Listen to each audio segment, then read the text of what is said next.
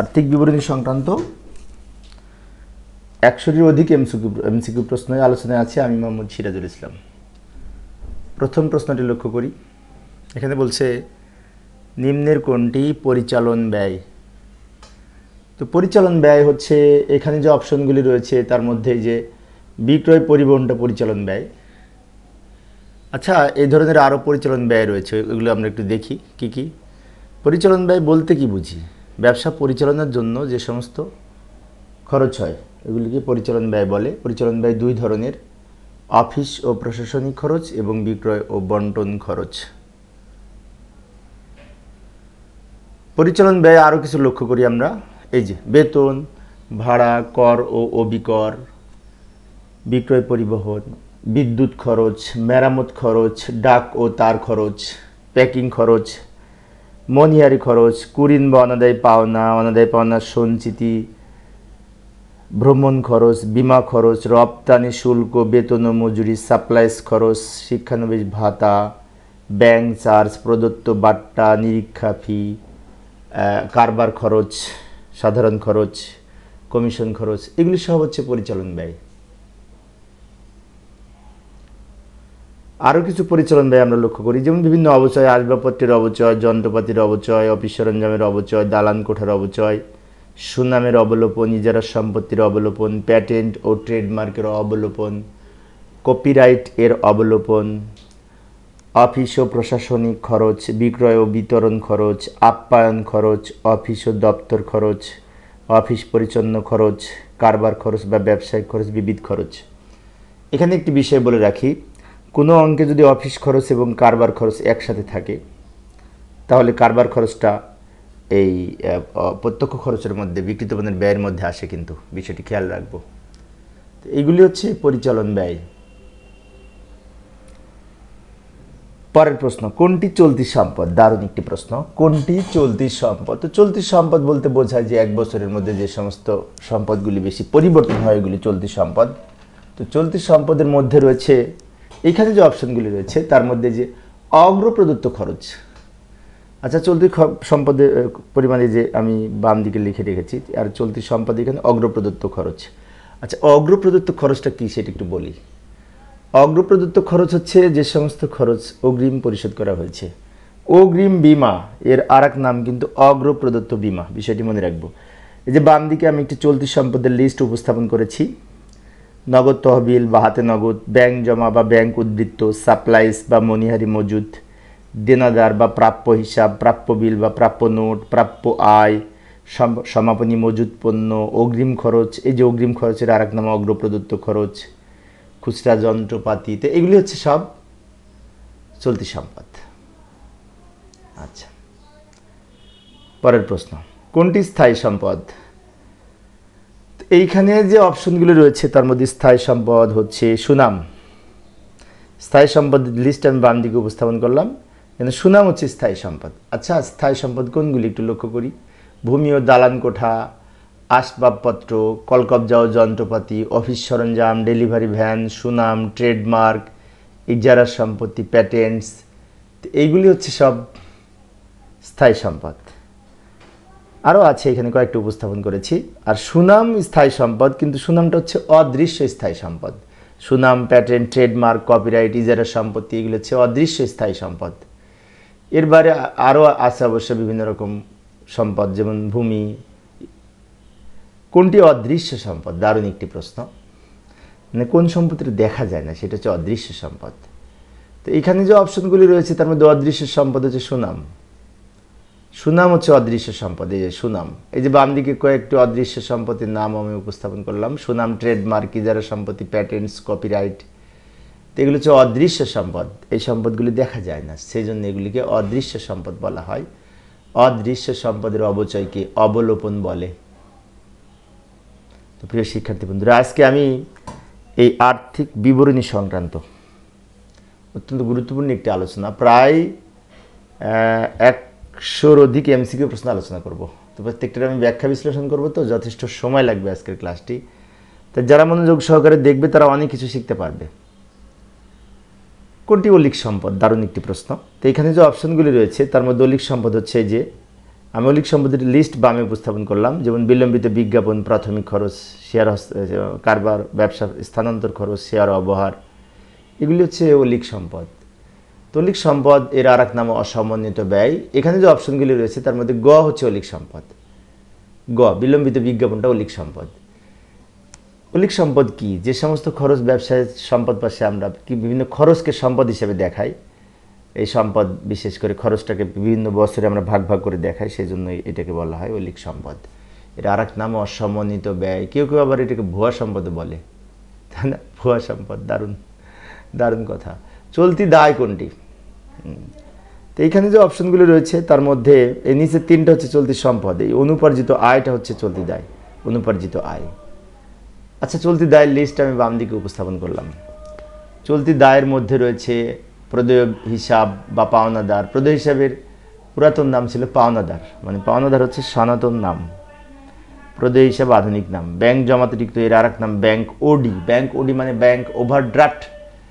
অগ্রিম আয়, এই যে অগ্রিম আয়ের আর এক নাম কিন্তু অনর্জিত আয় বা অনুপার্জিত আয়, এইটা।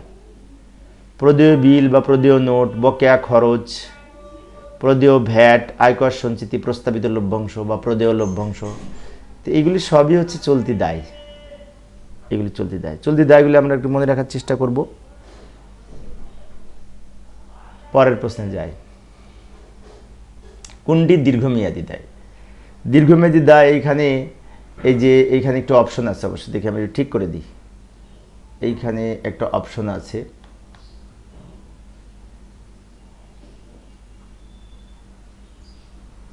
মানে ঠিক আছে, ওটা দেখা যাচ্ছিল না, এই যে এখন দেখা যায় কিন্তু, তাই না? হ্যাঁ, এখন দেখা যায়। কোনটি দীর্ঘমেয়াদী দায়? তো এখানে যে অপশনগুলি রয়েছে তার মধ্যে দীর্ঘ দায়ের মধ্যে রয়েছে 8% বন্ধকি ঋণ। এই যে 8% বন্ধকি ঋণটা হচ্ছে দীর্ঘমেয়াদী দায়। দীর্ঘমেয়াদী দায়ের লিস্ট আমি কয়েকটা এখানে উপস্থাপন করলাম বাম দিকে। যেমন দীর্ঘমেয়াদী দায়ের মধ্যে আছে এই যে এই 10% ঋণ, ব্যাংক ঋণ, বন্ধকি ঋণ, ঋণপত্র। তো এগুলো হচ্ছে দীর্ঘমেয়াদী দায়। পরের প্রশ্ন, নিম্নের কোনটি চলতি দায়?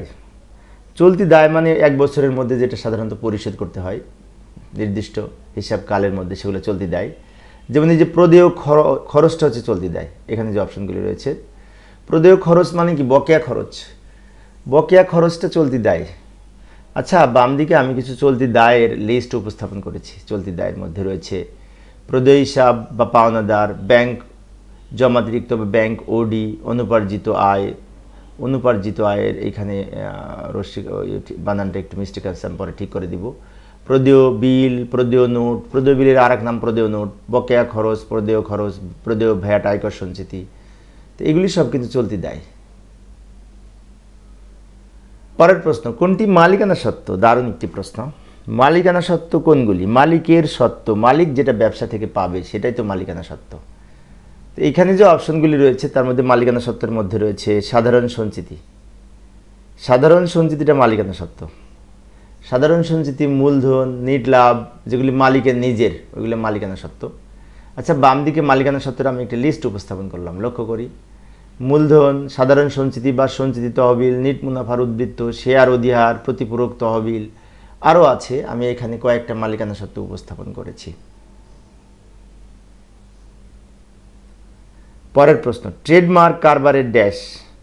ট্রেডমার্ক, কপিরাইট, প্যাটেন্ট, এগুলি হচ্ছে কারবারের সম্পদ, এবং ট্রেডমার্ক কারবারের স্থায়ী অদৃশ্য সম্পদ। অদৃশ্য সম্পদ, আচ্ছা, এই যে আমি নিচে কিছু অদৃশ্য সম্পদের লিস্ট উপস্থাপন করলাম, লক্ষ্য করি। সুনাম, প্যাটেন্ট, ট্রেডমার্ক, কপিরাইট, ইজারা সম্পত্তি। তো এগুলো হচ্ছে অদৃশ্য সম্পদ। সম্পদ কিন্তু অদৃশ্য সম্পদ। আর্থিক অবস্থার বিবরণী প্রস্তুতের উদ্দেশ্য কি? এখানে লাভ লোকসান নিরূপণ করা, দায় দেনা নিরূপণ করা না। আর্থিক অবস্থার নির্ণয়ের উদ্দেশ্য হচ্ছে আর্থিক অবস্থা নিরূপণ করা। এটা কিন্তু কনফিউশন আইটেম। আর্থিক অবস্থার বিবরণী এখানে বলেছে কিন্তু উপরে আর্থিক অবস্থার বিবরণী। যদি বলতো আর্থিক বিবরণী প্রস্তুতের উদ্দেশ্য কি, তাহলে কিন্তু লাভ লোকসানটাও আসতো। কিন্তু আর্থিক অবস্থা আর আর্থিক বিবরণী দুইটার মধ্যে পার্থক্য আছে। আর্থিক বিবরণীর মধ্যে লাভ লোকসানের জন্য আমরা বিষদায় বিবরণী প্রস্তুত করি, কিন্তু আর্থিক অবস্থার বিবরণী যেটা, সেটা সম্পদ ও দায়ের উদ্বৃত্ত নির্ণয় করে, যার মাধ্যমে আর্থিক অবস্থার পরিমাণ, দায় দেনা, সম্পদ ইত্যাদির পরিমাণ জানা যায়। আয় বিবরণী নিট লাভ স্থানান্তর হয় ড্যাশ। আয় বিবরণী প্রস্তুত করে, বিশদ আয় বিবরণী প্রস্তুত করে আমরা যে নিট মুনাফা পাই সেটা এই মূলধনের সাথে যোগ হয়। ওই যে লাস্ট, এটা সঠিক উত্তর, মূলধনের সাথে যোগ হয়। নিট মুনাফা মূলধনের সাথে যোগ হয়, এটা তো আমরা জানি, তাই না? মূলধনের সাথে কি কি যোগ হয় আমি যে লিস্ট উপস্থাপন করলাম। মূলধনের সাথে যোগ হয় কোনগুলি? নিট মুনাফা যোগ হয়, অতিরিক্ত মূলধন যোগ হয়, মূলধনের সুদ যোগ হয়। তো এগুলি কিন্তু মূলধনের সাথে যোগ হয়। আর মূলধনের সাথে বাদ যায় কি? উত্তোলন বাদ যায়, পণ্য উত্তোলন বাদ যায়, নিট ক্ষতি থাকলে বাদ যায়, তাই না? বিয়োগ হয় এগুলি, বাদ মানে বিয়োগ। পরের প্রশ্ন, মালিকানা সত্ত্বে মূলধন হতে বিয়োগ হয় কোনটি? দারুণ একটি প্রশ্ন। তো এখানে যে অপশনগুলি রয়েছে তার মধ্যে মালিকানা মূলধন থেকে বিয়োগ হয় নিট ক্ষতি। নিট ক্ষতির ফলে মালিকানা সত্ত্ব বা মূলধন কমে, সেই জন্য মূলধন থেকে নিট ক্ষতি বিয়োগ হয়। আচ্ছা, মূলধন থেকে কোনগুলি বিয়োগ হয় তার লিস্ট এই যে আমি এখানে উপস্থাপন করলাম। লক্ষ্য করি, নিট ক্ষতি বিয়োগ হয়, উত্তোলন বিয়োগ হয়, উত্তোলনের সুদ যদি সমন্বয় থাকে বিয়োগ হয়, পণ্য উত্তোলন বিয়োগ হয়, আয়করটাও কিন্তু মূলধন থেকে বিয়োগ হয়, কারণ আয়করটা এই উত্তোলনের মধ্যে পড়ে। আবার বিমা, জীবন বিমা প্রিমিয়াম, এটাও কিন্তু মূলধন থেকে বিয়োগ হয়। জীবন বিমা প্রিমিয়াম মানে মালিকের জীবনের জন্য বিমা, যেটি উত্তোলন হিসেবে গণ্য। এগুলি সাধারণত মূলধন থেকে কিন্তু বিয়োগ হয়। আমরা এগুলি মনে রাখার চেষ্টা করব। পরের প্রশ্ন, নিট ক্রয় দেখাতে ক্রয় হতে বিয়োগ করা হয় কোনটি? মানে আমরা যখন নিট ক্রয় নির্ণয় করি, তো এখানে যে অপশনগুলি রয়েছে তার মধ্যে কোনটি ক্রয় থেকে বিয়োগ হয়, তাই না? তো ক্রয় থেকে বিয়োগ হয় পণ্য উত্তোলন। পণ্য উত্তোলন যদি সমন্বয়ে থাকে তাহলে কিন্তু আমরা ক্রয় থেকে পণ্য উত্তোলন বিয়োগ করি, ক্রয় থেকে পণ্য উত্তোলনটা বিয়োগ করি। আচ্ছা, ক্রয় থেকে কোনগুলি বিয়োগ হয় সেগুলোর লিস্ট একটু দেখি। এই যে ক্রয় থেকে বিয়োগ হয় ক্রয় ফেরত, ক্রয় থেকে বিয়োগ হয় ক্রয় বাট্টা, পণ্য উত্তোলন, বিনামূল্যে পণ্য বিতরণ, মুনাফাবিহীন পণ্য বিক্রয়, মুনাফাবিহীন বিক্রয়, আগুনে পণ্য বিনষ্ট। তো এইগুলি কিন্তু ক্রয় থেকে বিয়োগ হয়। আমরা যখন এই বিশদায় বিবরণী করি তখন মোট মুনাফা নির্ণয় করার সময় বিক্রিত পণ্যের ব্যয় যেখানে লিখি সেইখানে কিন্তু এই যে ক্রয় থেকে ক্রয় ফেরত বাদ যায়, ক্রয় বাট্টা বাদ যায়, পণ্য উত্তোলন বাদ যায়, বিনামূল্যে পণ্য বিতরণ বাদ যায়, মুনাফাবিহীন পণ্য বিক্রয় বাদ যায়, আগুনে পণ্য বিনষ্ট, এগুলো বিয়োগ হয় কিন্তু ক্রয় থেকে। এগুলো আমরা মনে রাখার চেষ্টা করব। তো প্রিয় শিক্ষার্থী বন্ধুরা, আজকের ক্লাসটি যদি কেউ ঠিক মতো দেখে এমসিকিউ তো পারবেই, এবং আর্থিক বিবরণী প্রস্তুতের তার ভিত অনেক মজবুত হয়ে যাবে। পরের প্রশ্ন, কোন নীতি অনুসারে সমাপনী মজুত পণ্যের মধ্যে ক্রয় মূল্য এবং বাজার মূল্যের মধ্যে যেটি ছোট সেটি লিখতে হয়? রক্ষণশীলতার ধারণা। এই যে রক্ষণশীলতার নীতি অনুযায়ী, রক্ষণশীলতার প্রথা যেটি আছে, রক্ষণশীল ধারণা অনুযায়ী আমাদের সমাপনী মজুত পণ্যের মধ্যে যেটা বড় এবং ছোট দুইটার মধ্যে যেটা কম সেটা লিখি রক্ষণশীলতার নীতি অনুযায়ী।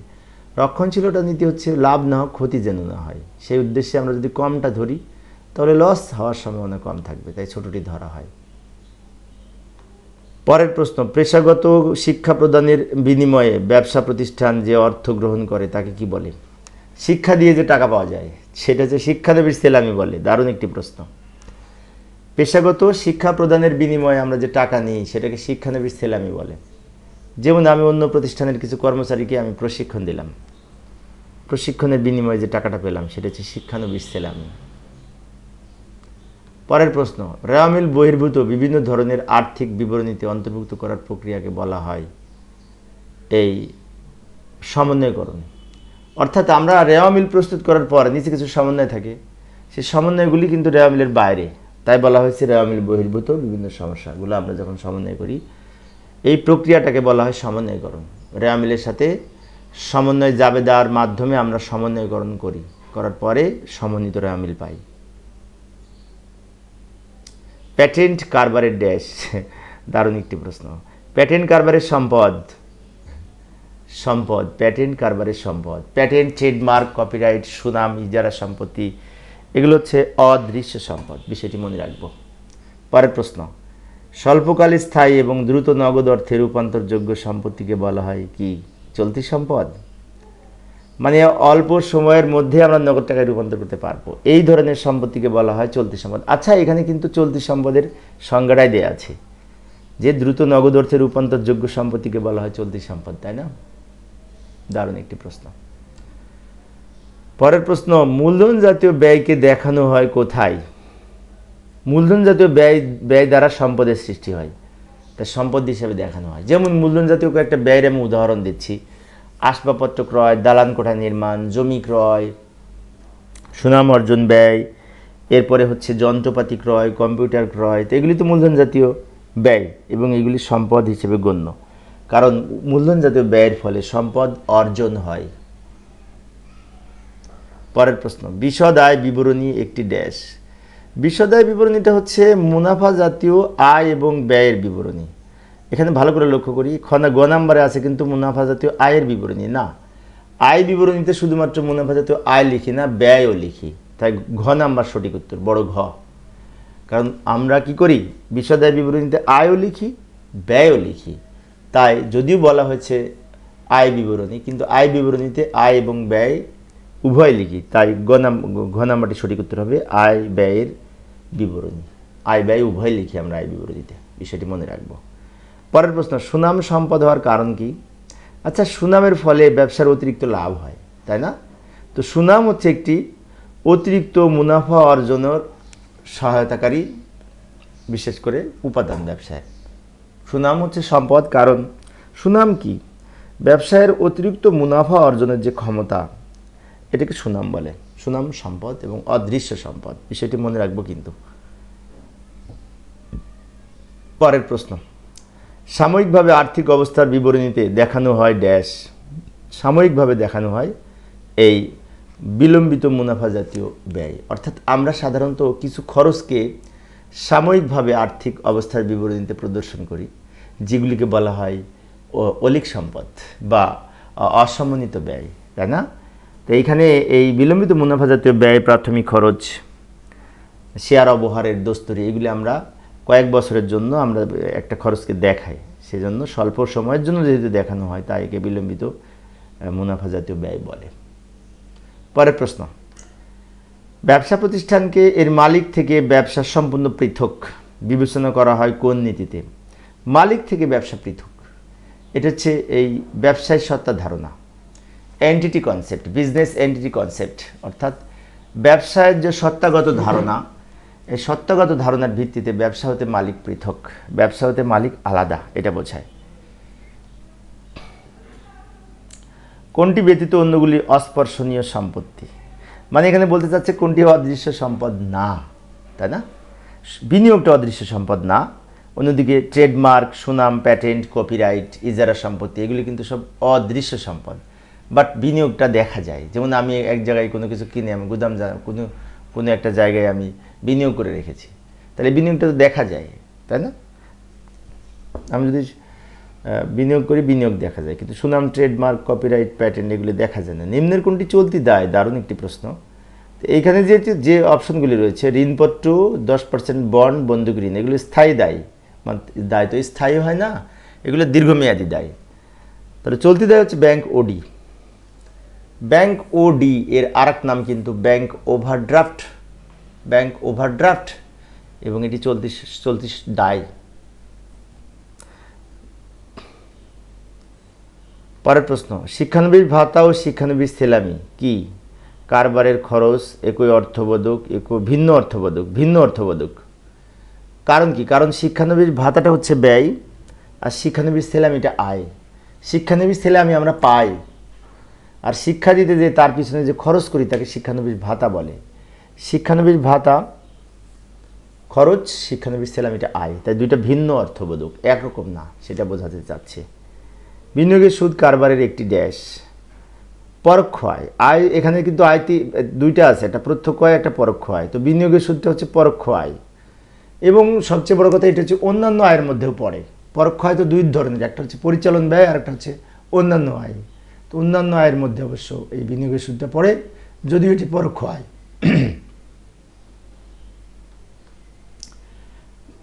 মালিক কোনটি দাবি করতে পারে না? মোট মুনাফা।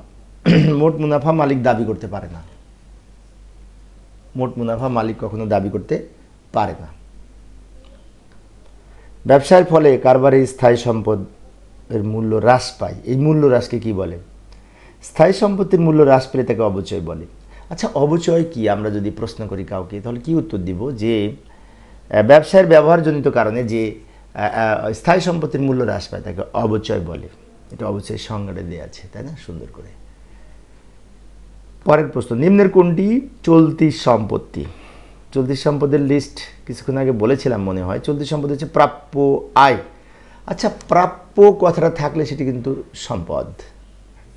যেমন প্রাপ্য বিল চলতি সম্পদ, প্রাপ্য ভাড়া উপভাড়া, প্রাপ্য শিক্ষানবিশ সেলামি, প্রাপ্য হিসাব, প্রাপ্য পাওয়ার যোগ্য পরে পাবো, এটা চলতি সম্পদ হিসেবে গণ্য। পরের প্রশ্ন, আর্থিক অবস্থার বিবরণীতে মোট সম্পদ ড্যাশ। মোট সম্পদ হচ্ছে মোট মালিকানা সত্ত্বের সমান, মোট দায়ের সমান, দায় অপেক্ষা বেশি। এখানে হচ্ছে মোট দায়ের সমান। এই প্রশ্নটা অনেক শিক্ষার্থীর একটু কনফিউশন হতে পারে যে আর্থিক অবস্থার বিবরণীতে মোট সম্পদ সমান মোট দায় ও মালিকানা সত্ত্ব লিখি, কিন্তু এখানে বলা আছে মোট দায়ের সমান। এটা কেন হবে, তাই না? আচ্ছা, মালিকানা সত্ত্বেও কিন্তু দায়, কারণ মালিকানা সত্ত্বটা হচ্ছে অভ্যন্তরীণ দায়, ইন্টারনাল লায়াবিলিটিস। আর দায় দুই ধরনের, বহিদায় আর অভ্যন্তরীণ দায়। অভ্যন্তরীণ দায়টা হচ্ছে মালিকানা সত্ত্ব।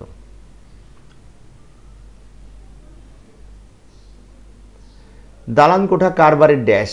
দালান কোঠা কারবারের স্থায়ী সম্পদ। স্থায়ী সম্পদের লিস্ট কিছুক্ষণ আগে আমি বলেছিলাম, প্রথম দিকেই বলেছিলাম ভিডিওর শুরুতেই, স্থায়ী সম্পদ কোনগুলি। পরের প্রশ্ন, সংশ্লিষ্ট হিসাবকালের প্রদেয় ব্যয়ের অতিরিক্ত অর্থ প্রদান করা হলে তাকে বলা হয় ড্যাশ। আচ্ছা, প্রদেয় ব্যয়ের আমার যা খরচ হবে তার চেয়ে যদি বেশি প্রদান করে থাকি তাহলে সেটা অবশ্যই অগ্রিম ব্যয় হিসাবে গণ্য হবে। অনেক প্যাচ লাগানো সুন্দর একটি আইটেম, ভালো করে লক্ষ্য করি। প্রশ্নে বলেছে সংশ্লিষ্ট হিসাবকালে যা প্রদান করতে হবে তার চেয়ে যদি অতিরিক্ত প্রদান করি, আমার এই বছরে যা লাগবে তার চেয়ে আমি বেশি প্রদান করেছি, তাহলে যেটি বেশি প্রদান করেছি সেটি অগ্রিম প্রদত্ত ব্যয় হিসেবে গণ্য হবে। যেমন অগ্রিম বিমা সেলামি এই বছরের চাইতেও আমি বেশি প্রদান করেছি, যেটি সামনের বছরের জন্য প্রযোজ্য। বেশি প্রদান করলে অগ্রিম খরচ। এবার অঙ্ক রিলেটেড একটি প্রশ্ন, ভালো করে লক্ষ্য করি। ক্রয় 20,000, বহি ফেরত 2,000, আন্তঃফেরত 500 এবং ক্রয় বাট্টা 1,000, নিট ক্রয় কত, তাই না? আচ্ছা, নিট ক্রয়ের সূত্র হচ্ছে ক্রয় থেকে বই ফেরত বাদ আর ক্রয় বাট্টা বাদ। তাহলে ক্রয় ছিল 20,000, এখান থেকে 2,000 আর 1,000, 3,000 বাদ দিলে উত্তর 17,000। অর্থাৎ ক্রয় থেকে বই ফেরত বাদ যাবে আর ক্রয় বাট্টা বাদ যাবে। বই ফেরত মানে ক্রয় ফেরত। পরের প্রশ্ন, বিক্রয় 40,000, আন্তঃফেরত বিক্রয় থেকে বাদ যাবে। আন্তঃফেরত মানে বিক্রয় ফেরত, আর বিক্রয় বাট্টা বাদ যাবে। তাহলে মোট 5,000 বাদ দিলে উত্তর হবে 35,000, 35,000। অর্থাৎ নিট বিক্রয়ের নিয়মটা হচ্ছে, নিট বিক্রয়ের নিয়মে বের করার নিয়ম হচ্ছে বিক্রয় থেকে বই ফেরত বাদ, সরি আন্তঃফেরত বাদ আর বিক্রয় বাট্টা বাদ। আন্তঃফেরত মানে বিক্রয় ফেরত। পরের প্রশ্ন, বিবিধ দেনাদার 60,000, এর মধ্যে 5,000 টাকা আদায়যোগ্য নয়, অবশিষ্ট দেনাদারের উপর 5% কুঋণ সঞ্চিতি ধরতে হবে। আর্থিক বিবরণীতে দেনাদারের পরিমাণ কত? আচ্ছা, দেনাদার ছিল 60,000, 60,000 থেকে প্রথমে 5,000 বাদ দিব, থাকবে 55,000, তার উপরে আবার 10% কুঋণ সঞ্চয় বাদ দিব, তাহলে বাদ বাকি যে টাকাটা থাকবে সম্ভবত 49,500 হয়। অর্থাৎ এই যে দেনাদার 60,000 টাকা আছে, এখান থেকে 5,000 টাকা বাদ দিব, বাদ দেওয়ার পরে যা থাকবে তার উপরে আবার 10% হিসাব করে সেটাও বাদ দিব, বিয়োগ হবে। পরের প্রশ্ন, বিবিধ দেনাদার 60,000, এর মধ্যে 5,000 টাকা আদায়যোগ্য নয়, অবশিষ্ট দেনাদারের উপর 10%। এখানে বলছে কুঋণ সঞ্চিতির পরিমাণ কত? তো কুঋণ সঞ্চিতি হচ্ছে পার্সেন্টেজ কেটে 10% কেটে যেটা হবে, কিন্তু 10% 60,000 টাকার উপরে ক্যালকুলেট করা যাবে না। তাহলে কিভাবে হিসাব করব? 60,000 থেকে 5,000 বাদ দিলে 55,000, সে 55,000-এর উপরে 10%, 5,500 উত্তর। 10% কুঋণ সঞ্চিতি কাটতে হবে, 60,000 থেকে 5,000 বিয়োগ করে যা থাকবে তার উপরে। পরের প্রশ্ন, বিমা প্রিমিয়াম 6,000 টাকা, 3 মাসের বিমা অগ্রিম দেওয়া হয়েছে, এর আয় বিবরণীতে যাবে কত? 3 মাসের অগ্রিম দেওয়া হয়েছে, তাই না? 6,000 থেকে অগ্রিমটা বাদ যাবে। 6,000 থেকে অগ্রিম বাদ যাবে, কত টাকা অগ্রিম হবে? এটা প্যাচ লাগানো আইটেম, কিন্তু 6,000 × 3 ভাগ 15 দিয়ে ভাগ হবে। তাহলে যে টাকাটা হবে সেটা বিমা থেকে বাদ দিয়ে টাকা হবে এই 4,800 টাকা। 4,800 টাকা কীভাবে হবে? ওই 3 মাসের অগ্রিম বিমা 1,200 হবে। তাহলে 6,000 থেকে 1,200 বিয়োগ করে 4,800 টাকা উত্তর। পরের প্রশ্ন, বিজ্ঞাপন খরচ 10,000 টাকা, 3/5 বিলম্বিত করতে হবে। তো এখানে 10,000-এর 3/5 বিলম্বিত হবে, মানে 5 দিয়ে ভাগ 3 দিয়ে গুণ করলে 6,000 টাকা হয়। 10,000 থেকে 6,000 বিয়োগ করে 4,000 টাকা উত্তর। আয় বিবরণীতে 4,000 টাকা লিখতে হবে। টাকাটা কিভাবে হলো আমি আরেকবার বলছি, লক্ষ্য করি। প্রথমে আমরা ওই 10,000 টাকা লিখব, সেখান থেকে 10,000-কে 3 দিয়ে গুণ 5 দিয়ে ভাগ করে 6,000 হয়, ওই 6,000 বিয়োগ হবে। পরের প্রশ্ন, প্রারম্ভিক মূলধন 80,000 টাকা, বছরের মাঝামাঝি সময়ে অতিরিক্ত মূলধন 20,000 টাকা আনা হয়েছে। মূলধনের উপর 10% সুদ কত টাকা হবে? দারুণ একটি প্রশ্ন। 80,000 টাকার উপরে পূর্ণ বছরের সুদ হবে 8,000 টাকা, আর 20,000 টাকা যেহেতু মাঝামাঝি সময় নিয়ে এসছে, তা 20,000 টাকার উপরে হাফ বছরের সুদ হবে 1,000 টাকা। ওই 8,000 আর 1,000 মোট 9,000 উত্তর। এই যে আমি নিচে করে দেখাইলাম, নিচে আমি ক্যালকুলেট করে দেখাইলাম, এই যে নিচে সবার নিচে 80,000-এর 10% যা হবে তার সাথে এই 20,000-এর 10% কেটে গুণ 6/12 মানে কি এই 6 মাসের সুদ হবে। 6 মাসের 1,000 আর ওইখানে 8,000, মোট 9,000। তো প্রিয় শিক্ষার্থী বন্ধুরা, এখানে যে স্টার চিহ্ন দিয়ে আছে না, এগুলো গুণ চিহ্ন হবে। স্টার বলতে গুণ বোঝায়, তাই না? স্টার বলতে কিন্তু গুণ বোঝায়, এটা আমরা একটু মনে রাখবো। পরের প্রশ্ন, উত্তোলনের পরিমাণ 60,000 টাকা, 10% সুদ ধার্য করতে হলে উত্তোলনের সুদ কত? 10% কেটে অর্ধেক হবে, 3,000 টাকা হবে। এখন অনেক শিক্ষার্থী মনে করতে পারে যে 60,000 টাকার উপরে 10% তো 6,000 টাকা হয়, তো 3,000 টাকা কেন হবে? কারণ হচ্ছে উত্তোলনের উপরে কখনো পূর্ণ বছরের সুদ হয় না। যদি তারিখ দেওয়া না থাকে, হাফ বছরের সুদ ধরতে হয়। এটা গড় হারে হাফ বছরের সুদ ধরতে হয় যদি তারিখ দেওয়া না থাকে উত্তোলনের। বিষয়টি মনে রাখবো। 10% ঋণ 50,000 টাকা, সুদ প্রদান করা হয়েছে 2,000 টাকা, তাহলে ঋণের সুদের বাবদ কত টাকা হিসাবভুক্ত হবে? সুদ প্রদান যাই করি না কেন, এই 50,000 টাকার উপর 10% কেটে যে টাকাটা হয় 5,000 টাকা উত্তর হবে। 5,000 টাকায় উত্তর হবে, কারণ মোট 5,000 টাকার উপর 10% কেটে যেটা হবে সেটা হচ্ছে মোট সুদ। হ্যাঁ, এখন যদি বলতো বকেয়া কত, তাহলে আবার এই 5,000 থেকে 2,000 বিয়োগ করে বাকিটা উত্তর হতো, কিন্তু তা তো বলেনি। বলেছে কত টাকা সুদ বাবদে লিখতে হবে। তো 50,000 টাকা সম্পূর্ণ যে সুদ হয় সেটাই লিখতে হবে। বিনিয়োগের সুদ প্রাপ্তি 18,000 টাকা, বিনিয়োগের 4 মাসে সুদ প্রাপ্য হয়েছে। আয় বিবরণীতে কত টাকা লিখতে হবে? দারুণ একটি কথা। আয় বিবরণীতে বিনিয়োগের সুদ বাবদ কত টাকা লিখতে হবে। সুন্দর একটি আইটেম, চেষ্টা করি কোনটি সঠিক হবে, তাই না? তো বিনিয়োগের সুদ 18,000 টাকা 4 মাসের, তাই না? না, এটা 4 মাসের না, ওইটা হচ্ছে 18,000 4 মাসে সুদ প্রাপ্য হয়েছে। প্রাপ্য হয়েছে মানে কি বকেয়া রয়েছে। তাহলে এই 18,000 নিশ্চয়ই 8 মাসের, তো 18,000-কে 8 দিয়ে ভাগ 4 দিয়ে গুণ করে সেটা বকেয়া থাকবে। ওই বকেয়াটা সহযোগ করে 27,000 হবে, অর্থাৎ 4 মাসের বকেয়া সুদের পরিমাণ হবে 9,000 টাকা। কীভাবে 9,000 টাকা হবে?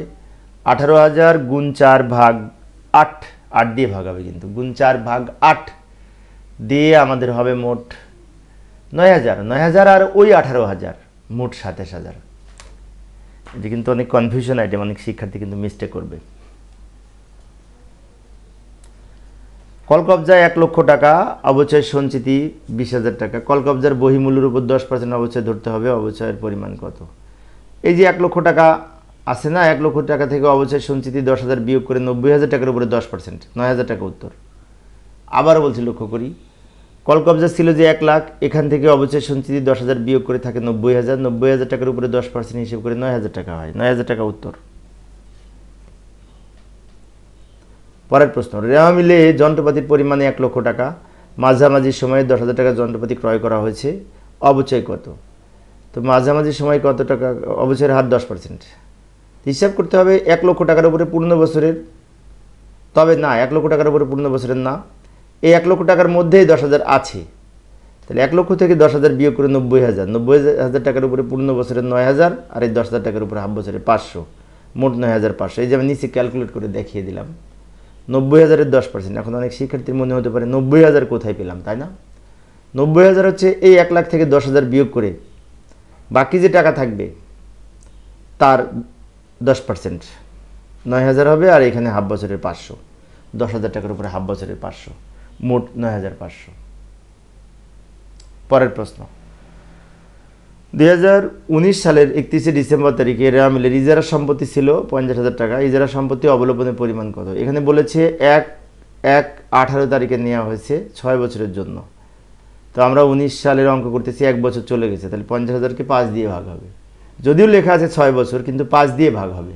কারণ কি? কারণ 1 বছর চলে গেছে। এই যে 18 সালে নিয়েছি, 19 সালের অঙ্ক করব, তো 18 সালে যখন করেছে তখন 6 দিয়ে ভাগ করেছে, বাট এখন কিন্তু 5 দিয়ে ভাগ হবে। তাই উত্তর হবে এই 10,000 টাকা। 5 দিয়ে ভাগ করে 10,000 টাকা। 6 দিয়ে ভাগ করলে কিন্তু এই যে 8,333 টাকা হয়, এটা প্রথমেই দিয়ে আছে, এটা কিন্তু হবে না। এই যে আমি দেখিয়ে দিলাম 50,000 ভাগ 5। সমন্বয়ের মোট অনাদায় পাওনা 10,000 টাকা উন্নীত করতে হবে। রেওয়া মিলের অনাদায় পাওনার পরিমাণ 7,000। আচ্ছা, সমন্বয়ে বলেছে মোট করতে হবে 10,000, আর রেওয়া মিলে আছে 7,000, তাহলে নতুন কত? 3,000। 3,000 অতিরিক্ত। আমি প্রশ্ন বলছি দেনাদার থেকে বিয়োগ হবে কত? দেনাদার থেকে বিয়োগ হবে নতুন যেটুকু সেইটুকু, 3,000 টাকা বিয়োগ হবে। নতুন যে টাকাটা অতিরিক্ত সেইটুকু দেনাদার থেকে বিয়োগ হবে। কারণ এই 7,000 গত বছর আমরা বাদ দিয়েছি, বাদ দেওয়া হয়নি বাকিটা। মোট তো 10,000, তার মধ্যে 7,000 বাদ দেওয়া আছে, কারণ এটা তো রেওয়া মিলে ছিল। রেওয়া মিলেটা হিসাবভুক্ত করার সময় দেনাদার থেকে বিয়োগ করা হয়েছে। পরের প্রশ্ন লক্ষ্য করি, ব্যবসায়ের আর্থিক অবস্থা মজবুত করার জন্য মুনাফার একটি নির্দিষ্ট অংশ আলাদা করে তহবিল গঠন করা হয়, তার নাম কি? কোনটা সঠিক আমরা একটু চেষ্টা করি। তোমাদের মধ্যে অনেকে হয়তো পারবে। কোনটা সঠিক আমরা একটু চেষ্টা করি,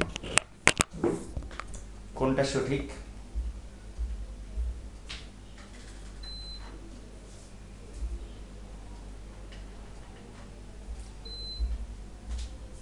এখানে সঠিক উত্তর কোনটা হবে, তাই না? সাধারণ সঞ্চিতি বা সঞ্চিতি তহবিল হবে। অর্থাৎ নেট মুনাফার কোনো অংশ যদি সঞ্চিতি তৈরি করা হয়, তাহলে সেটি সাধারণ সঞ্চিতি বা সঞ্চিতি তহবিল নামে গণ্য হয়। পরের প্রশ্ন, প্রতিষ্ঠানের আর্থিক অবস্থা প্রকাশের স্বীকৃত মাধ্যম কোনটি? আর্থিক অবস্থার বিবরণী। প্রতিষ্ঠানের সম্পদ, দায় ও মালিকানা সত্ত্ব আমরা যখন উপস্থাপন করি সেটাকে বলা হয় আর্থিক অবস্থার বিবরণী। এবং আর্থিক অবস্থা বিবরণী প্রকাশের মাধ্যমে ব্যবসায়ের আর্থিক চিত্র জানা যায়। পরের প্রশ্নটি লক্ষ্য করি, এবং পরের প্রশ্নটি আমরা একটু নিজে চেষ্টা করি কোনটা সঠিক হয়, একটু নিজের চেষ্টা করি কোনটি সঠিক হয়। সম্ভাব্য সকল প্রকার ক্ষতি বা ব্যয়কে হিসাবভুক্ত করা হয়, কিন্তু সম্ভাব্য আয়কে হিসাবভুক্ত করা হয় না। এটা কোন নীতির সাথে মিল আছে? কোনটা সঠিক আমরা একটু চেষ্টা করি কোনটা সঠিক।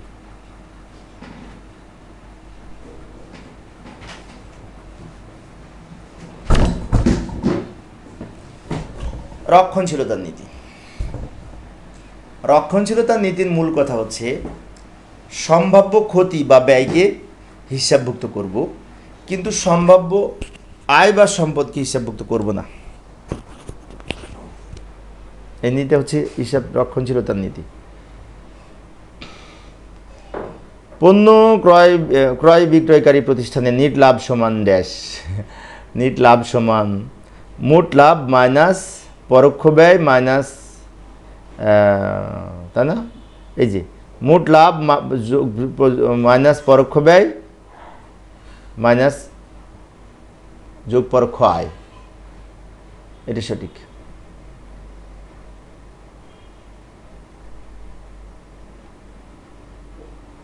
বিক্রিত পণ্যের ব্যয় 20,000 টাকা, বিক্রয় মূল্যের উপরে 20% মুনাফা হলে বিক্রয় মূল্য কত? দারুণ একটি আইটেম, সুন্দর আইটেম। বিক্রিত পণ্যের ব্যয় দেওয়া আছে আর মুনাফা বলেছে বিক্রয় মূল্যের উপরে। এখন বিক্রয় মূল্য তো প্রশ্ন দেওয়া নেই, তাহলে কার উপর মুনাফা ধরবো? সেক্ষেত্রে মুনাফার পরিমাণ হবে এই 20,000 গুণ 20 ভাগ 80। তাহলে মুনাফার পরিমাণ যা হবে সেটা এটার সাথে যোগ করে আমাদের উত্তর হবে 25,000 টাকা। এটা কিন্তু অ্যাডমিশনেও আসে, এই প্রশ্নটা কিন্তু বিশ্ববিদ্যালয়ে ভর্তি পরীক্ষাতেও আসে। 20,000 টাকা হচ্ছে আমাদের বিক্রিত পণ্যের ব্যয়, আর বিক্রয় মূল্যের উপর মুনাফা বলেছে। তা বিক্রিত পণ্যের ব্যয় দেওয়া থাকলে বিক্রয় মূল্যের উপর মুনাফার পরিমাণ বললে নিয়ম হচ্ছে এই 20,000 গুণ 20 ভাগ 80, তাহলে 5,000 টাকা আমাদের মুনাফা হবে। ওই 5,000 আর এই 20,000 মোট বিক্রয় হবে এই যে 20,000 গুণ 20 ভাগ 80 দিলে আমার হয় যে টাকাটা হয় তার সাথে আবার ওই 20,000 যোগ হবে। একটি প্রতিষ্ঠানের কয়েকটি আয় এবং ব্যয়, যেমন এই যে 80,000 টাকা দেওয়া আছে, সেবা আয় 80,000 টাকা, বেতন 10,000 টাকা, সুদ আয় 5,000 টাকা, ভাড়া খরচ 5,000 টাকা। প্রশ্ন হচ্ছে নিট মুনাফার পরিমাণ কত? নিট মুনাফার পরিমাণ হচ্ছে এই সেবা আয়ের সাথে সুদ আয় যোগ, তাহলে 85,000, 85,000 থেকে এই খরচ দুইটা বাদ 15,000, উত্তর হবে 70,000 টাকা। অর্থাৎ দুইটা আয় আছে এখানে, সেবা আয় আর এই সুদ আয়, এই দুটো যোগ হবে, আর বেতন খরচ আর ভাড়া খরচ দুইটা বাদ যাবে। আয় ব্যয়ের পার্থক্য এই যে নিচে করে দিলাম, 80,000-এর সাথে 5,000 যোগ আর ব্যয়গুলি বাদ। কুরিন কি? কুরিন একটি পরিচালন ব্যয়, এটা সহজ। কুরিন পরিচালন ব্যয়। আচ্ছা, আমি কিন্তু আজকের ভিডিওর শুরুতেই এই পরিচালন ব্যয়ের লিস্ট দিয়েছিলাম, কোনগুলি পরিচালন ব্যয় তার লিস্ট কিন্তু উপস্থাপন করেছিলাম, প্রথমেই উপস্থাপন করেছিলাম, আশা করি এগুলি তোমরা দেখেছো। শেয়ার হতে লভ্যাংশ প্রাপ্তি কি? অপরিচালন আয়। শেয়ার বিক্রয় হতে যে লভ্যাংশ পাই আমরা, বা শেয়ার হতে যে লভ্যাংশ পাই, সেটা অন্যান্য আয় বা অপরিচালন আয়ের মধ্যে পড়ে। সংশ্লিষ্ট হিসাবকালে পাওয়া গেছে কিন্তু হিসাবকালে অর্জিত নয় এমন আয়কে কি বলে? মানে অর্জন হয়নি কিন্তু আমি পেয়ে গেছি, যাকে অগ্রিম আয় বলে। আর অগ্রিম আয়ের আর এক নাম হচ্ছে অনুপার্জিত আয়। অগ্রিম আয়ের আর একটা নাম হচ্ছে অনুপার্জিত আয় বা সেবা আয়। ক্রয় বিক্রয়কারী ব্যবসায়ের আয়ের প্রধান উৎস কোনটি? বিক্রয় আয়। ক্রয় বিক্রয়, দ্যাট মিন্স মার্চেন্ডাইজিং কোম্পানির প্রধান যে আয়ের উৎস সেটা হচ্ছে বিক্রয় হতে আয়, বিক্রি করে যে আয় পায়। নিচের কোনটি পরিচালন আয়? পরিচালন আয়, তাই না? সেবা আয়। অন্যদিকে যে প্রাপ্ত কমিশন, বিনিয়োগের প্রাপ্ত সুদ, উপভাড়া প্রাপ্তি, এইগুলি অন্যান্য আয় বা অপরিচালন আয়ের মধ্যে পড়ে। এখন অনেক শিক্ষার্থী মনে হতে পারে তাহলে পরিচালন আয় কোনগুলি? আর পরিচালন হবে, এখানে চ হয়েছে না, এখানে বানানটা ঠিক করতে হবে, পরে ঠিক করে দিব। পরিচালন মুনাফা নির্ণয়ের করা যায় কোনটি দ্বারা? একটু ডিস্টার্ব হচ্ছে। কোনটি দ্বারা পরিচালন মুনাফা? পরিচালন মুনাফার সূত্র হচ্ছে এই যে মোট মুনাফা মাইনাস পরিচালন ব্যয়। মোট মুনাফা থেকে পরিচালন ব্যয় বিয়োগ করে পরিচালন মুনাফা হয়, সেজন্য বলা হচ্ছে মোট মুনাফা মাইনাস পরিচালন ব্যয়। তো প্রিয় শিক্ষার্থী বন্ধুরা, আজকে আমি 100টি এমসিকিউ আলোচনা করব। তা আজকের ক্লাসটি যারা দেখবে তারা কিন্তু অনেক কিছু শিখতে পারবে। পরের প্রশ্ন, কোন নির্দিষ্ট সময়ে যে পণ্য দ্রব্য বিক্রয় করা হয় তাকে ব্যয় যোগফলকে কি বলা হয়? বিক্রিত পণ্যের ব্যয়। অর্থাৎ এখানে বলা হচ্ছে যে কোনো নির্দিষ্ট সময়ে যে পরিমাণ পণ্য বিক্রি করা হয়, সেই বিক্রয়কৃত পণ্যের জন্য যে ব্যয় হয়, আমি যে পণ্য বিক্রি করেছি বিক্রয়কৃত পণ্যের জন্য কতটুকু ব্যয় হয়েছে, এটাকে বলা হয় বিক্রিত পণ্যের ব্যয়। পরের প্রশ্ন, পণ্য বিক্রয়ের মূল্যের উপরে মোট মুনাফা বাদ দিলে কি পাওয়া যায়? বিক্রয় থেকে মোট মুনাফা বিয়োগ করে তো সমাপনী মজুত পণ্য, বিক্রিত পণ্যের ব্যয় পাওয়া যায়। বিক্রিত পণ্যের ব্যয় সূত্র হচ্ছে বিক্রয় মাইনাস মোট লাভ, আর মোট লাভের সূত্র হচ্ছে বিক্রয় মাইনাস বিক্রিত পণ্যের ব্যয়। আবারও বলছি, মোট মুনাফা যদি আমরা বিক্রয় থেকে বিয়োগ করি তাহলে বিক্রিত পণ্যের ব্যয় পাই। এই যে নিচে লিখে দিলাম, বিক্রিত পণ্যের ব্যয় সমান বিক্রয় মাইনাস মোট মুনাফা। এটা যে বিক্রিত পণ্যের ব্যয় নির্ণয়ের সূত্র। যদিও বিক্রিত পণ্যের ব্যয় নির্ণয়ে আর একটা সূত্র আছে, প্রারম্ভিক মজুদ প্লাস ক্রয় প্লাস প্রত্যক্ষ খরচ মাইনাস সমাপনী মজুদ, এটাও হয়। কিন্তু ওইটা না থাকলে এখানে তো ওই উৎস উপাদানগুলি নাই, তো এখানে যা আছে সেই তথ্যের উপরে করতে হবে। বিক্রিত পণ্যের ব্যয় 20,000 টাকা, বিক্রয় মূল্যের উপরে 10% মুনাফা হলে মুনাফা কত? মুনাফাটা নির্ণয়ের সূত্র হচ্ছে যে 20,000 গুণ 10 ভাগ 90 হবে, তাহলে 20,000 গুণ 10 ভাগ 90 হবে। 20,000 টাকার উপর 10% হিসেব করে যেটা, সেটা কিন্তু এখানে দেওয়া আছে।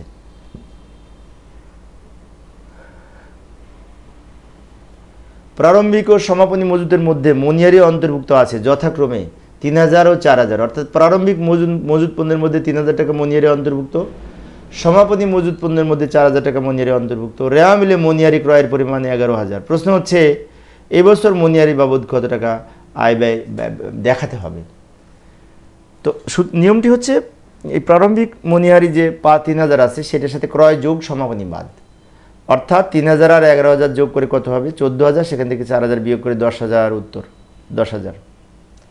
সূত্রটা হচ্ছে প্রারম্ভিক মনিহারি যোগ ক্রয় মনিহারি ক্রয় মাইনাস সমাপনী মনিহারি। আবারও বলছি, প্রারম্ভিক মনিহারি যোগ মনিহারি ক্রয় মাইনাস সমাপনী মনিহারি। বিশদায় বিবরণী অনুযায়ী নিট ক্ষতি 8,000 টাকা, সমন্বয়ে রয়েছে লাভের উপরে 10% কমিশন পাবে, এক্ষেত্রে ম্যানেজারের কমিশন কত? তাহলে 8,000 গুণ 10, তাই না? তাই হবে তো, 8,000 গুণ 10, তাহলে তো 800 টাকা হয়। তো ঘ নাম্বার উত্তর হওয়ার উচিত ছিল। এখন ক নাম্বার উত্তর, তাহলে কি ক নাম্বারে 00, এটি কি ভুল? না, ভুল না, এখানে একটি কথা আছে, ভালো করে লক্ষ্য করি উত্তর কেন 00 হলো। বিশদায় বিবরণীর নিট ক্ষতি হয়েছে 8,000, আর সমন্বয়ে বলা আছে ম্যানেজারের কমিশন, নিট মুনাফার উপরে কমিশন পাবে, লাভের উপর কমিশন 10%, তাহলে লাভের উপরে কমিশন পাবে, আর আমাদের হয়েছে ক্ষতি, তার মানে কি কমিশন 0, কমিশন পাবে না, সেজন্য 0 উত্তর হবে। Confusion item. অনেকে এটা না বুঝে 8,000 টাকার উপরে 10% হিসেব করে 800 টাকায় টিক মারবে।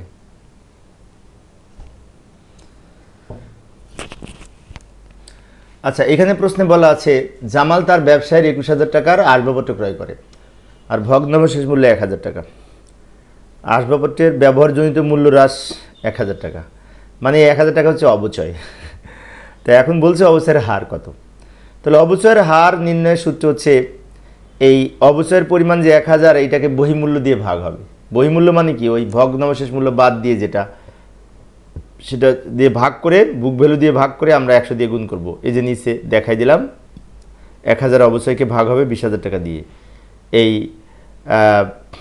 21,000 থেকে 1,000 বাদ দিয়ে 20,000 যে হয় সেটা দিয়ে ভাগ হবে 1,000কে, আর 100 দিয়ে গুণ হবে, তাহলে 5% হবে উত্তর। পরের প্রশ্ন লক্ষ্য করি 67 নাম্বার, বিবিধ ক্ষতি কী ধরনের ব্যয়? এটা অপরিচালন ব্যয়, অপরিচালন।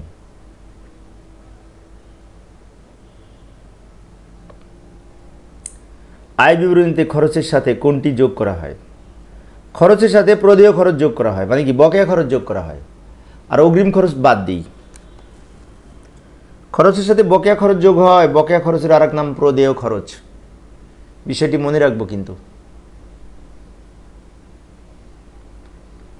আয় বিবরণীতে প্রদত্ত খরচের সাথে কোনটি বিয়োগ করা হয়? অগ্রপ্রদত্ত খরচ। অগ্রপ্রদত্ত খরচের আরেক নাম কিন্তু অগ্রিম খরচ। খরচের সাথে অগ্রিম খরচ বাদ যায়, আয়ের সাথে অগ্রিম আয় বাদ যায়, তাই না? প্যাচ লাগানো আইটেম। আয় বিবরণীতে প্রাপ্ত আয় থেকে বিয়োগ হয় কোনটি? অনুপার্জিত আয়। অনুপার্জিত আয় মানে অগ্রিম আয়, আর অগ্রিম আয় সবসময় আয় বিবরণীতে আয় থেকে বিয়োগ হয়, আর প্রাপ্য আয় বা বকেয়া আয় থাকলে যোগ হয়। বিশদায় বিবরণীর বহির্ভূত কোনটি? মানে বলতে চাচ্ছে এখানে কোনটি বিশদায় বিবরণীতে বসবে না। তো এখানে এই আয় এবং ব্যয় যেগুলি, সেগুলি সব বিশদায় বিবরণীতে বসে। বসে না এই প্রাপ্য হিসাব, মানে সব প্রাপ্য হিসাবটা দেনাদার সম্পদ, এটি এতে বসবে, আর্থিক অবস্থার বিবরণীতে বসবে, বিশদায় বিবরণীতে হিসাবভুক্ত হবে না।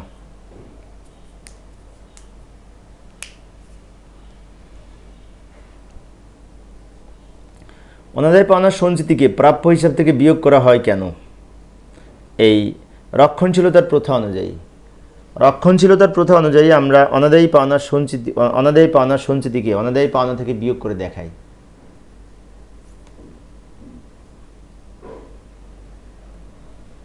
রেওয়া মিলে প্রদত্ত আসবাবপত্রের পরিমাণ 30,000 টাকা, 1/5/20 তারিখে ক্রয়, 10% অবচয় ধরলে অবচয় কত? আচ্ছা, 1/5 থেকে যদি আমরা হিসাব করি তাহলে তো 5 সহ ধরতে হবে, 5, 6, 7, 8, 9, 10, 11, 12, 8 মাস। তার মানে কি 8 মাসের অবচয় হবে 30,000 ইন্টু 10%, 3,000কে 8 দিয়ে গুণ হবে, 12 দিয়ে ভাগ হবে, তাহলে হবে সম্ভবত 2,000 টাকা। 3,000কে 12 দিয়ে ভাগ 8 দিয়ে গুণ, 10% কেটে যে 3,000 টাকা হয় সেটাকে 12 দিয়ে ভাগ 8 দিয়ে গুণ, 3,000 টাকা হবে। সরি 2000 টাকা হবে, 2000 টাকা হবে। প্রাপ্য হিসাবের পরিমাণ 30,000 টাকা, প্রাপ্য হিসাবে 2000 টাকা আদায়যোগ্য নয়, অবশিষ্ট প্রাপ্য হিসাবের 5% কুরিন সঞ্চিতি রাখা হলো, কুরিন সঞ্চিতির পরিমাণ কত? তাহলে এইখানে প্রথমে আমরা 3000 থেকে 30,000 থেকে 2000 বিয়োগ করে 28,000 হবে, 28,000-এর 5% 1400। আবারও বলছি, ওই 30,000 থেকে 2000 বিয়োগ করে যা হয় তার উপরে 5% 1400 টাকা হবে। পুরাতন অনুযায়ী পাওনা 1000 টাকা, প্রাপ্য হিসাব 20,000 টাকা, কুরিন আরও 500 টাকা বৃদ্ধি করতে হবে। তাহলে এখানে কিন্তু নতুন কুরিন হবে 1000 আর এই 500, মোট হবে 1500। তাহলে 20,000 থেকে 1500 বিয়োগ করে যা হয় তার উপরে 5% 925 টাকা হবে উত্তর। কীভাবে হলো আমি আরেকবার বলছি, লক্ষ্য করি। 20,000 থেকে 1500 বিয়োগ হবে, তার উপরে 5%, কারণ এখানে বলেছে না আরও 500 টাকা বৃদ্ধি করতে হবে। তাহলে অনাদায় পাওনা আগে ছিল কত? 1000 আর এই 500, মোট 1500। তাহলে 20,000 থেকে 1500 বিয়োগ করে 18,500-এর উপরে 5% 925 টাকা। নিচে দেখিয়ে দিলাম।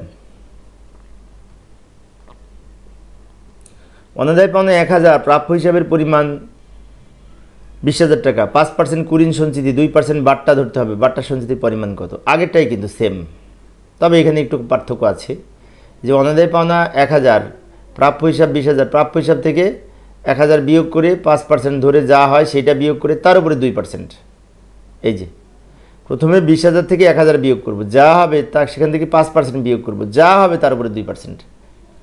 তাহলে আমাদের উত্তর হবে 380 টাকা। আবারও বলছি, লক্ষ্য করি এখানে কিন্তু ক্রিটিক্যাল আছে, এই ধরনের আইটেমে অ্যাডমিশনেও আসে। প্রথমে 20,000 থেকে 1000 বিয়োগ করে আমাদের হবে 19,000, 19,000 টাকার উপরে 5% বাদ দিয়ে যা থাকবে তার উপরে 2%। ক্রিটিক্যাল ছিল আইটেমটা। এই ধরনের আইটেম ইন্টারমিডিয়েট পরীক্ষাতেও আসে, অ্যাডমিশনেও আসে। 1/7/20 তারিখে এই 10% ঋণ গৃহীত হয়, 1 লক্ষ টাকা ঋণের পরিমাণ। তাহলে 21 সালের ডিসেম্বর 31 তারিখে ঋণের সুদের পরিমাণ কত? 1/7 মানে কি 6 মাসের হওয়া উচিত, তাই না? কিন্তু এইখানে কিন্তু 6 মাসের হবে না, এখানে পূর্ণ বছরের হবে। কারণ আমাদের ঋণ নেওয়া হয়েছে 2020 সালে, আর আমরা অঙ্ক করতেছি 2021 সালে। 2021 সালে যখন করব তখন কিন্তু 21 সালের ঋণটা প্রথম থেকে শেষ পর্যন্ত ছিল ব্যবসায়ে, সেই জন্য সরাসরি 10% কেটে 10,000 হবে। অনেকে কিন্তু এই যে 1/7 দেখে 7 মাসের 6 মাসের ধরবে, অনেকে মুখস্থ করে রাখে যে 1/7 থাকলে 6 মাস, কিন্তু সালটা খেয়াল করতে হবে। আগের কোনো বছর যদি থাকে তাহলে পূর্ণ বছরের হবে, বিষয়টি অবশ্যই মনে রাখব।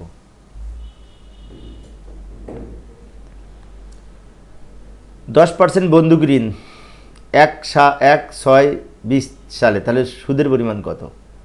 তাহলে 6 সহ ধরতে হবে, 6, 7, 8, 9, 10, 11, 12, 7 মাসে সুদ হবে। 60,000 টাকার 10% কেটে হয় 6,000, 6,000-কে 12 দিয়ে ভাগ 7 দিয়ে গুণ, সম্ভবত 3,500 টাকা হবে।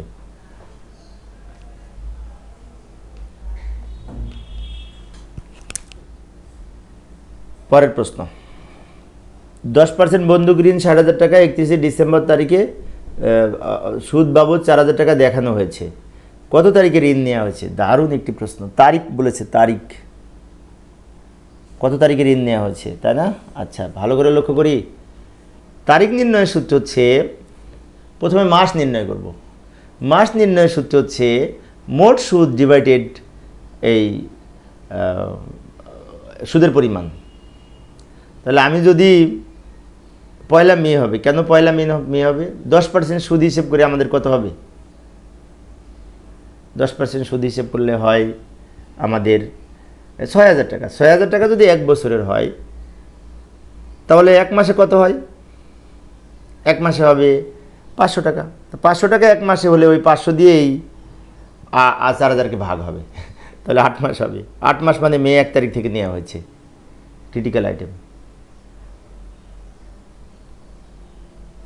রেওয়া মিলে 10% হারে 60,000 টাকা, ঋণের উপরে সুদ 1,000 টাকা।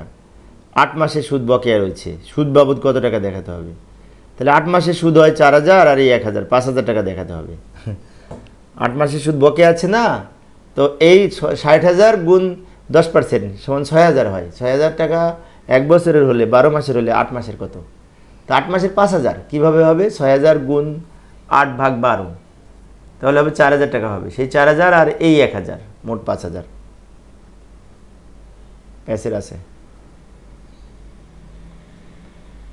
যন্ত্রপাতি 1 লক্ষ টাকা, অবচয় সঞ্চিতি 30,000 টাকা, সরলরৈখিক পদ্ধতিতে 10% অবচয় কত? আচ্ছা, এই 1 লক্ষ টাকার উপর সরাসরি 10%, 10,000 টাকা হবে। এখন অনেক শিক্ষার্থীর মনে হতে পারে যে অবচয় সঞ্চিতি আছে, এটা বিয়োগ করব না? ওইটা বিয়োগ করতাম ক্রমহ্রাসমান-জের পদ্ধতিতে। ক্রমহ্রাসমান-জের পদ্ধতিতে যদি অবচয় ধরতাম, তাহলে 1 লক্ষ থেকে 30,000 বিয়োগ করে বহিমূল্যের উপর অবচয় ধরতাম। বাট সরলরৈখিক পদ্ধতিতে ক্রয়মূল্যের উপর অবচয় ধরতে হয়। যদি ভগ্নাবশেষ মূল্য থাকতো তাহলে বাদ দিতাম, ভগ্নাবশেষ মূল্য এখানে নাই।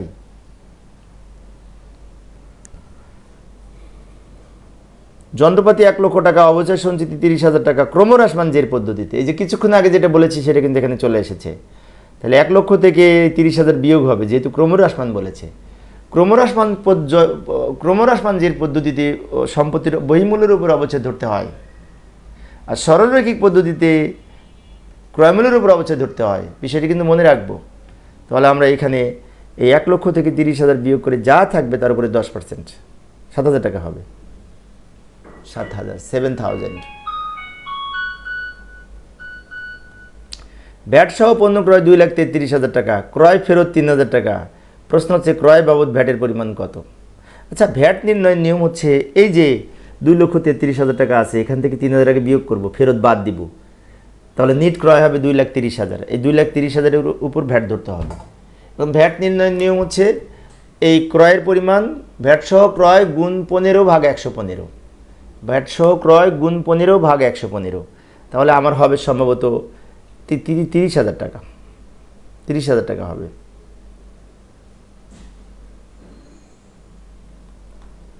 রেওয়া মিলে 15% ভ্যাট সহ বিক্রয় মূল্য দেওয়া আছে এত টাকা, বিক্রয় ফেরত এত টাকা।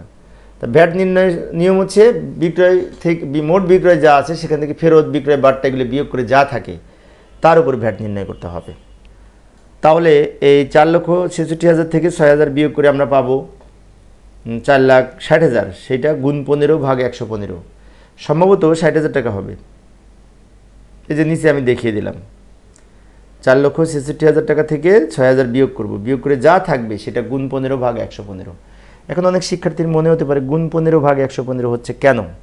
কারণ এই যে 15 টাকা ভ্যাট সহ 115, তাহলে আমাদের ভ্যাট সহ 115 টাকা হলে ভ্যাট 15 টাকা, ভ্যাট 1 টাকা হলে কত? 15/115 হয়।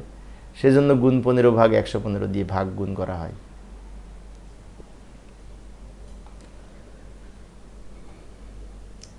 %% বিনিয়োগ 20,000 টাকা, বিনিয়োগের সুদ 1,000 টাকা, বিনিয়োগের সুদ বাবদ কত টাকা হিসাবভুক্ত হবে? ওই 20,000 টাকার উপর 10% কেটে যেটা হবে সেটাই মোট সুদ, আর বকেয়া থাকা যাই থাক মোট সুদটাই হিসাবভুক্ত হবে। তাই 2,000 টাকা উত্তর। পার্সেন্টেজ কেটে যেটা হয় সেটাই, এই বকেয়াটা কিন্তু কাজ হবে না। অনেকে কী করবে, এই 2,000 টাকার সাথে আরও 1,000 যোগ করবে, যোগ করে হিসেব করবে। মোট সম্পত্তি 5,70,000 টাকা, মূলধন ও দায় এত টাকা, নিট মুনাফার পরিমাণ কত? সুন্দর একটি প্রশ্ন, ক্রিটিক্যাল প্রশ্ন। সম্পদ এত, মূলধন এত, প্রশ্ন হচ্ছে নিট মুনাফা কত? নিট মুনাফা হচ্ছে এই দুটার পার্থক্য। এই যে নিট মুনাফা সমান সম্পদ থেকে দায় বিয়োগ করে, অর্থাৎ দায় আর সম্পদ বিয়োগ করে যেটা, সেটাই পার্থক্য, সেটাই হচ্ছে নিট মুনাফা। এইখানে বিষয়টা বলি, সেটি হচ্ছে মোট সম্পদ থেকে দায় বাদ দিলে মালিকানা সত্ত্ব হয়, আর মালিকানা সত্ত্ব নির্ণয়ের সময় আবার মূলধন যা আছে সে তার সাথে আরও কত টাকা যোগ করতে হবে? এই 99,500 টাকা হবে। সেজন্য বলছে এই বাম দিক এবং ডান দিক, আমরা জানি হিসাব সমীকরণের বাম দিক মোট সম্পদ আর ডান দিকে দায় ও মালিকানা সত্ত্ব। তাহলে বাম দিক থেকে ডান দিক বিয়োগ করে যা হবে সেটাই নিট মুনাফা, কারণ দুই দিক তো সমান হবে হিসাব সমীকরণের। এটা কিন্তু অনেক পেজ গেমের আইটেম, এই ধরনের আইটেমে অ্যাডমিশনে আসে।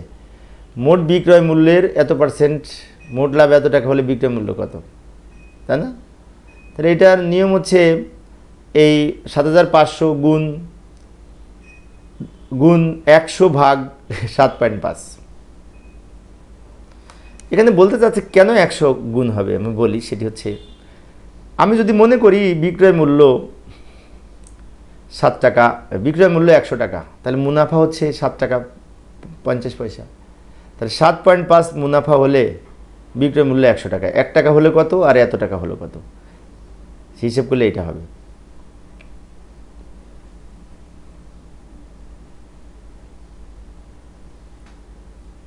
পরবর্তী প্রশ্ন, মোট মুনাফা এত টাকা হলে নেট বিক্রয় এত টাকা, বিক্রিত পণ্যের ব্যয় কত? বিক্রিত পণ্যের ব্যয়ের সূত্র হচ্ছে বিক্রয় মাইনাস মোট লাভ, মোট বিক্রয় মাইনাস মুনাফা, মোট মুনাফা, বিক্রয় থেকে মোট মুনাফা বিয়োগ করলে বিক্রিত পণ্যের ব্যয় হয়। সূত্রটা হচ্ছে 50,000 থেকে মোট মুনাফা বিয়োগ হবে, বিয়োগ করলে বিক্রিত পণ্যের ব্যয় পাবো।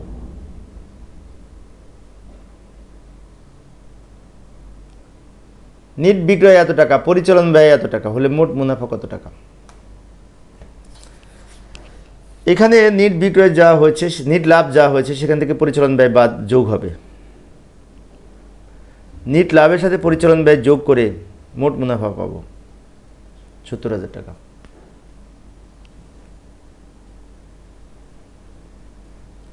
মোট লাভ 50,000 টাকা, পরিচালন ব্যয় এত টাকা, নিট মুনাফা কত? 50,000 থেকে 20,000 বিয়োগ করে বাকি টাকাটা মুনাফা, অর্থাৎ নিট মুনাফা সমান মোট মুনাফা মাইনাস পরিচালন ব্যয় যোগ অন্যান্য আয় ব্যয় যোগ বিয়োগ হয়, কিন্তু সেগুলো তো নাই। তাহলে মোট মুনাফা থেকে পরিচালন ব্যয় বিয়োগ করলেই নিট মুনাফা পাওয়া যায়। আবার নিট মুনাফার সাথে পরিচালন ব্যয় যোগ করলে মোট মুনাফা পাওয়া যায়। ভালো করে লক্ষ্য করি পরের প্রশ্ন 92 নম্বর, নিট লাভ 2,20,000 টাকা, ব্যবস্থাপক কমিশন পূর্ব নিট লাভের উপর 5% কমিশন পাবে। যদি কমিশন পূর্ব থাকে তাহলে 2,20,000 টাকার উপরে সরাসরি 5% কেটে 11,000 টাকা হবে, সরাসরি 5% হিসাব হবে যদি কমিশন পূর্ব বলে। কারণ কমিশন বাদ দেওয়ার আগের মুনাফা হচ্ছে 2,20,000, এটার উপরে 5% কাটলে 11,000 টাকা হবে।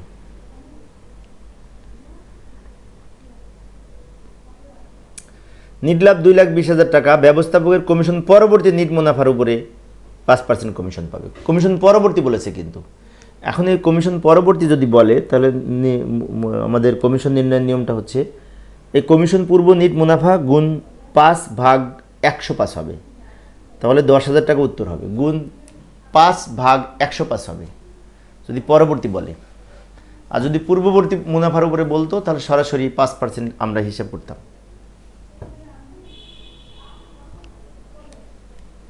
পরের প্রশ্ন, বাকিতে পণ্য বিক্রয়ের সমন্বয়ের ফলে ড্যাশ,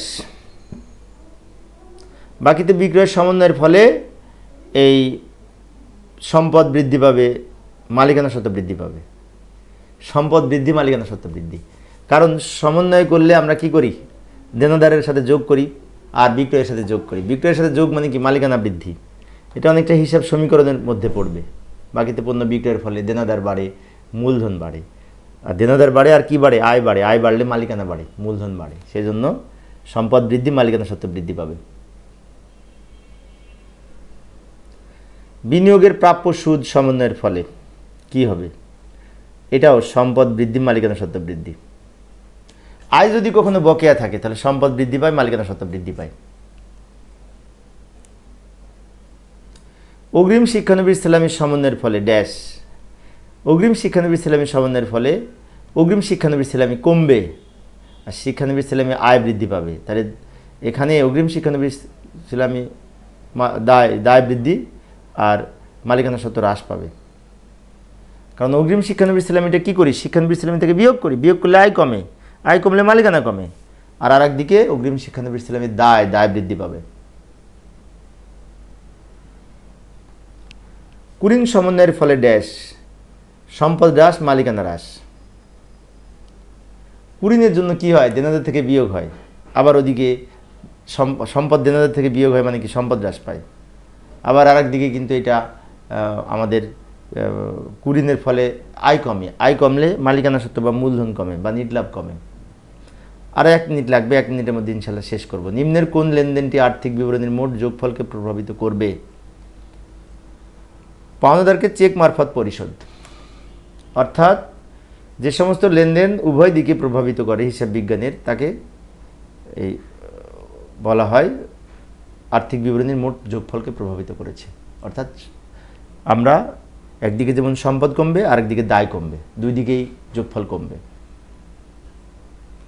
নিম্নের কোন লেনদেনটির ফলে আর্থিক বিবরণীর মোট যোগফলের প্রভাবিত করবে না? নগদে আসবাবপত্র ক্রয়। নগদে আসবাবপত্র ক্রয় করলে সম্পদ বাড়ে, সম্পদ কমে। এখানে যোগফল আর্থিক অবস্থার বিবরণীর যোগফল যা ছিল তাই থাকবে, পরিবর্তন হবে না। হিসাব সমীকরণের দুই দিকের যোগফলের পরিবর্তন হবে না। হিসাব সমীকরণের দুই দিকের যোগফলের পরিবর্তন না ঘটিয়ে যদি একদিকের কাঠামোগত পরিবর্তন হয় তাকে বলা হয় গুণগত বা কাঠামোগত পরিবর্তন। তো এটা কাঠামোগত পরিবর্তনের মধ্যে পড়েছে। বকেয়া বেতন সমন্বয়ের ফলে দায় বৃদ্ধি পাবে, মালিকানা হ্রাস পাবে। দায় বৃদ্ধি পাবে, মালিকানা হ্রাস পাবে। অগ্রিম বীমা সেলামি সমন্বয়ের ফলে সম্পদ বৃদ্ধি পাবে আর মালিকানা সত্ত্ব বৃদ্ধি পাবে। কারণ কি? কারণ অগ্রিম বীমাটা কি করি? বীমা সেলামি থেকে বিয়োগ করি, তো বীমা সেলামি কমে যাচ্ছে। বীমা সেলামি কমলে ব্যয় কমে, ব্যয় কমলে মালিকানা বাড়ে। অপরদিকে অগ্রিম বীমার সম্পদ বৃদ্ধি পায়। তো প্রিয় শিক্ষার্থী বন্ধুরা, এই ছিল আজকের আমার আলোচনা। আমি শিক্ষার্থীদের অনুরোধে বিভিন্ন সময় লাইভে ক্লাস নেই, তাই সামনে আগামী শনিবারে হয়তো পারবো না, আমার একটা ডিউটি আছে পরীক্ষায়। সামনে শুক্রবারে আবার হয়তো দিনের বেলা দেখা হতে পারে, তবে মাঝে মাঝে সন্ধ্যার পরে আমি অবশ্য লাইভে যাই। পরের ক্লাসটি দেখার আমন্ত্রণ রইল। খোদা হাফেজ।